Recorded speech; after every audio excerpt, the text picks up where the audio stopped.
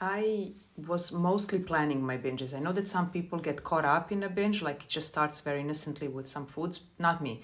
I was mostly planning. Like, so from the morning I wake up, I was thinking about what I will eat in the evening when I come home from work or school or whatever. So I was constantly thinking what I will buy, where I will buy it, how I will eat it. Like I was anticipating my binge, okay? And so these late night binges, it's something that I'm very, very familiar with. And I have three things I would say that I have changed to prevent from binge eating in the evening.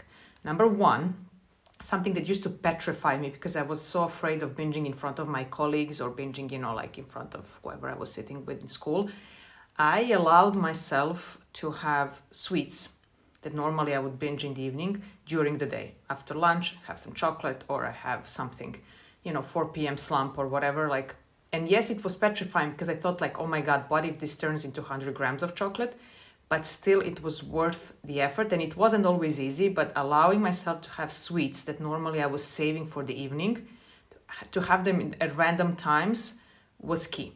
Number two, and this is something which, I'm not like sharing too much of my life, but I had no joy and no pleasure other than food. At that particular moment where I'm telling this story, food was my ultimate source of joy and pleasure in life. Cooking shows, baking shows, buying cookbooks, cooking, baking, eating. Just all my thoughts were only around food as the only source of distraction, pleasure. And my therapist told me that that's kind of sad. And it wasn't a criticism. It was like, let's see what else interests you. And it's not meant to serve as a distraction. It's meant to serve like there are more things that you like to do. You're just stuck on this one because it serves a purpose to numb your feelings, to distract yourself from your life. So it could have been something simple as, having a walk or going to the movies, but I had to dig in a little bit deeper because I wasn't even aware that all my brain energy went into food. And the third thing was I was obsessed with stopping, my food at like 7, 8 p.m.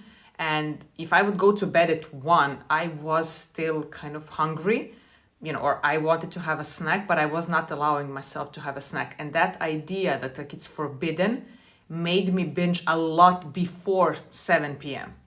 Like I wanted to feel uncomfortably full because then I'm not allowed to eat. When I switched and I said like, you know what, if I really want to have a snack at 10 p.m., I can have it. I automatically started eating less, meaning I wasn't so keen on stuffing myself with food as a preparation to endure until breakfast the next day, especially if I was fasting and I was skipping breakfast. Then I was thinking, oh my God, it's like 18 hours without food. I have to eat a lot. The moment I allowed myself to have a snack, I automatically started eating less for dinner and being less kind of obsessed about eating everything in sight.